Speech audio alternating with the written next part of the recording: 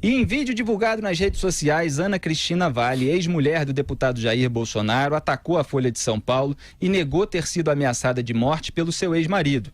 O jornal garantiu que um telegrama do Itamaraty de julho de 2011 registrou que Ana Cristina afirmou então ter sido ameaçada por Bolsonaro por volta de 2009 e que por isso ela teve que deixar o Brasil. Vamos assistir ao vídeo, Andrezão.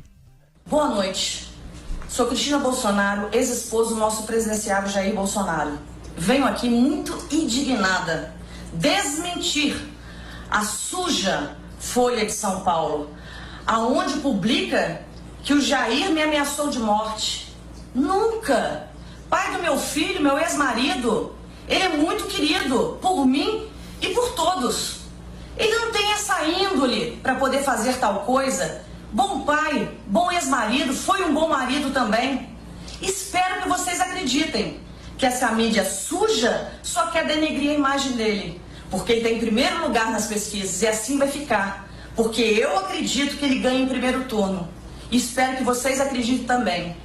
Então fica aqui meu recado. Mídia suja, não adianta. Nada vai fazer com que ele caia.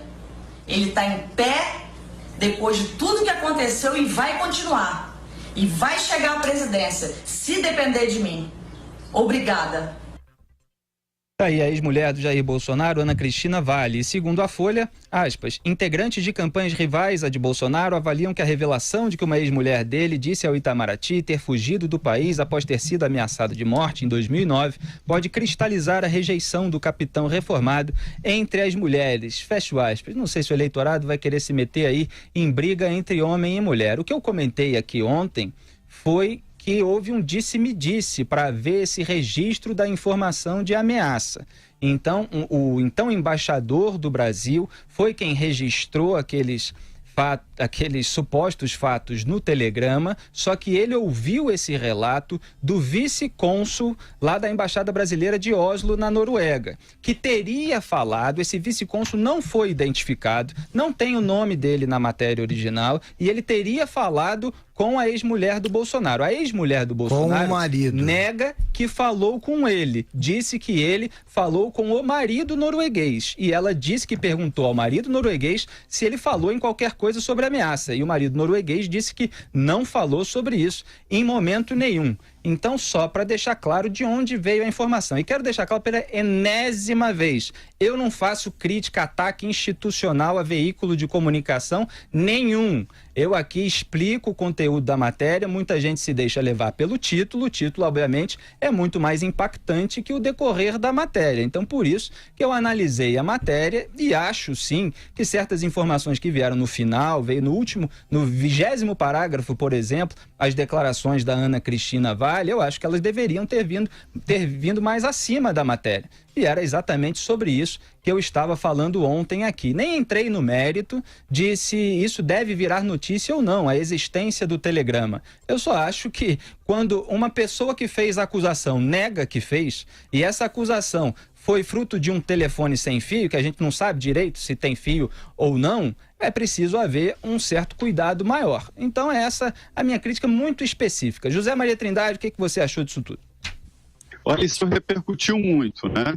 Principalmente por ser uma pessoa ligada diretamente a Bolsonaro, que está sofrendo agora, numa parte muito importante da campanha, né? Ataques de uma fatia importante do eleitorado. Afinal, as mulheres são maioria entre os eleitores brasileiros. Esta posição da candidata Cristina mostra que, pelo menos, não há nada oficialmente acusando Jair Bolsonaro de qualquer tipo de violência ou ameaça. Não há nenhuma explicação do Itamaraty e aqui o Ministério das Relações Exteriores, né, sobre este comunicado, ou essa comunicação interna dela. O fato é que ela é candidata a deputada federal pelo Rio de Janeiro e usa o nome Bolsonaro, que afinal virou uma franquia, né? Bolsonaro tem filho e esposa e ex-esposa para tudo quanto é lado, inclusive deputado federal em São Paulo. Então, a indicação é de que não há, pelo menos formalmente, nenhuma queixa contra Bolsonaro, e ela até, né, nesta peça, demonstra estar ligada a ele politicamente. Bom, eu acho, vou fazer o resumo da ópera aqui que basicamente reprisa o que eu resumi ontem, depois que o Felipe leu a matéria publicada pela Folha, em que fica claro o seguinte: não é o Itamaraty que diz alguma coisa, foi um vice-cônsul que escreveu, um vice-cônsul informou ao embaixador, depois de provocado pelo embaixador, sei lá, ele escreveu, passou a seguinte informação, que a ex-mulher do Bolsonaro teria saído do país por ter sofrido ameaças de morte. Aí a própria reportagem, os autores da reportagem dizem que o cônsul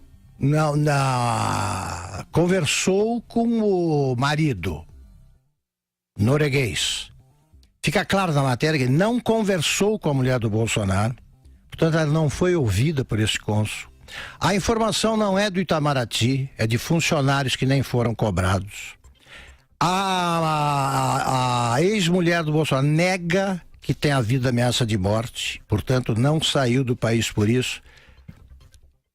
E isso aparece, ele gravou esse vídeo, e essa resposta, esse desmentido, aparece como uma coisa secundária ali no canto, como o outro lado. Exatamente, falando. Eu queria comentar sobre esse aspecto. A matéria, se dirigisse o jornal, seria no máximo, primeiro não seria manchete, nem sonhando. Seja quem for o envolvido, não é manchete. Você tem que dizer o quê? No máximo, mulher de Bolsonaro desmente documento do Itamaraty. Exato. E depois conta a verdade. Agora, é o seguinte, se isso não for o que se chama agora de fake news, e que é a velha mentira, agora com nome em inglês, eu não sei o que é. Isso é fake news. E o complemento da primeira nota do roteiro nosso aqui, lida pelo Felipe, diz tudo. Integrantes de campanhas rivais a de Jair Bolsonaro avaliam que a revelação de que uma ex-mulher dele disse ao Itamaraty ter fugido do país pode cristalizar a rejeição. Olha, isso é tratar os brasileiros como um bando de idiotas. Os jornalistas não apuraram a matéria como deveriam ter feito. Exatamente, porque senão teria o nome não do apuraram, que não tem, teriam falado com ele que não falaram. É o seguinte, aí volto à história do Fernando Henrique Cardoso e o suposto filho, que ele teria, depois se viu que não era dele, porque é exemplar. Quando me cobrava, eu era diretor de redação, e o filho do Fernando Henrique? Não posso dar, porque a mãe, que é a Miriam Dutra, da criança, nega que o pai seja o Fernando Henrique. Ela diz que se for publicada essa notícia, ela vai mostrar a certidão de nascimento em que um amigo dela assume a paternidade. Foi por isso que não saiu. E se tivesse saído, seria uma tremenda barriga, porque o exame feito anos depois, demonstrou que o DNA não correspondia ao dele, não era dele. Então, ao negar, ela estaria certa, dizendo, não é ele o pai. Pois bem, não se deu nada sobre o Fernando Henrique, também sobre isso. Agora, uma ameaça de morte, que não tem autoria, assim, a denúncia sobre uma ameaça de morte, que não mostra quem é o denunciante, não aparece. É tida como uma verdade, que pode influenciar a campanha eleitoral, se os brasileiros forem tão ingênuos, e que é uma notícia jornalisticamente criminosa. Eu não daria isso como diretor de redação de jeito nenhum. Eu acho que há 12 dias da eleição, que era ontem, né? Hoje são 11, é preciso ter mais cuidado com manchetes, porque as manchetes estão sendo usadas pelos políticos no seu tempo de TV, nas suas propagandas, e a manchete não condiz muitas vezes com a realidade.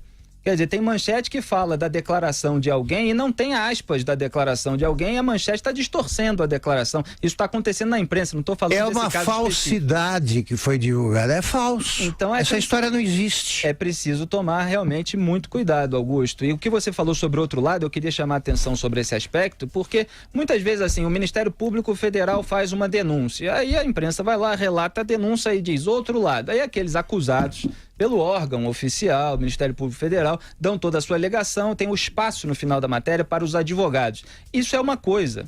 Agora, a Ana Cristina Vale, ela não é acusada. Ela é a pessoa que teria feito a acusação. E ela está dizendo que não fez a acusação. Como é que isso é posto no 20º parágrafo como outro lado? Se é o lado dela. Então é óbvio que essa informação tem de vir acima. Ou ela vem no título, ou ela vem no subtítulo e já com muita generosidade no primeiro parágrafo. Agora não, a matéria é construída de uma maneira... Jamais como manchete, não é manchete. Você descobre que a mulher desmentiu, e sendo que na matéria ela nem diz claramente que nunca fez a ameaça. Ela teve que dizer depois para o Correio Brasiliense e depois fazer um vídeo para a internet. Então eu faço essa crítica específica. Sim, a matéria, como ela foi construída, acho uma irresponsabilidade. Agora, é óbvio, a gente usa aqui no programa notícias, informações da Folha de São Paulo todos os dias, do Jornal Globo, do Estadão. É claro que em todos os veículos de comunicação há um monte de acertos, há repórteres competentes, a gente comenta aqui diariamente as notícias. Agora, isso não pode impedir a gente de fazer críticas a matérias específicas. Zé Maria Trindade. Felipe, ela admite que houve dificuldades, houve brigas, divergências, e é natural, numa separação, se tivesse tudo bem, não tinha separação, todo mundo continuava exatamente juntos, né? O que ela nega exatamente é a ameaça de morte, essas coisas. Houve aqui um certo entendimento que poderia ter sido usado isso para facilitar a entrada dela na Noruega, né, como refugiada, alguma coisa, mas isso também não foi confirmado e não se confirmou. E a demonstração de que a coisa está certa, de que ela mantém uma boa relação com ele, defende, inclusive, o Bolsonaro, né, e é candidata usando o nome dele.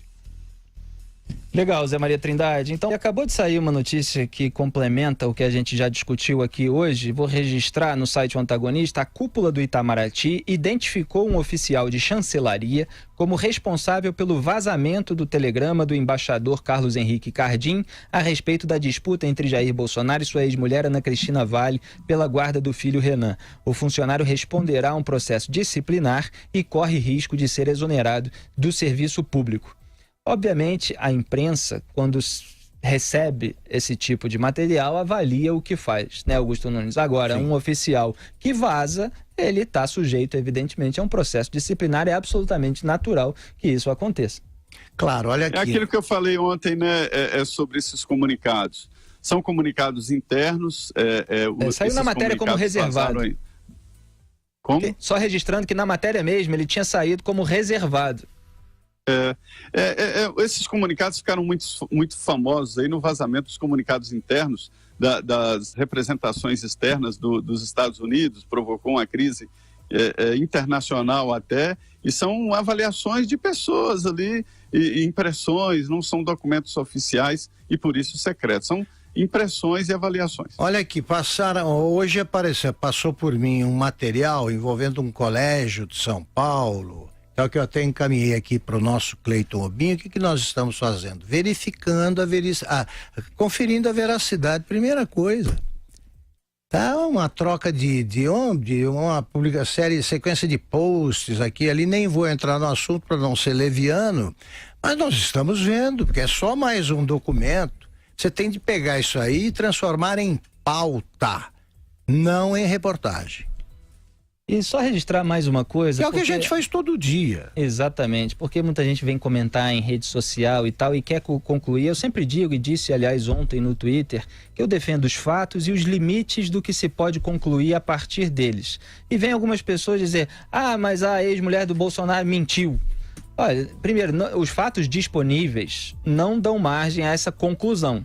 Isso pode, por hipótese, ter acontecido. Ela mentir que não fez acusação, mas na verdade ela fez. Por hipótese, isso poderia ter acontecido. Agora, acontece que a gente não tem a gravação da suposta conversa que ela diz que não teve com o vice-cônsul, que teria depois passado a informação para esse embaixador, o Carlos Henrique Cardim. E esse vice-cônsul que passou essa informação não foi identificado nas matérias, não ganhou nome e não se declarou aí publicamente a respeito do que possa ter acontecido. Então tem o relato atual dela, dizendo que só falou esse vice-cônsul com o marido norueguês dela e que, segundo ela, perguntou para o marido e o marido disse que não falou nada disso. Então nem ela nem o marido falaram. Essa é a alegação presente. Então não não dá para concluir que ela está mentindo e a gente não tem. O que eu chamo a atenção é que o registro do telegrama foi feito por um embaixador que ouviu de outro que teria conversado com outra pessoa. Então é uma origem indireta, sem nenhuma prova de que aquilo aconteceu e sem nenhum desdobramento. Quer dizer, quando uma pessoa é ameaçada de morte, o que se espera é que se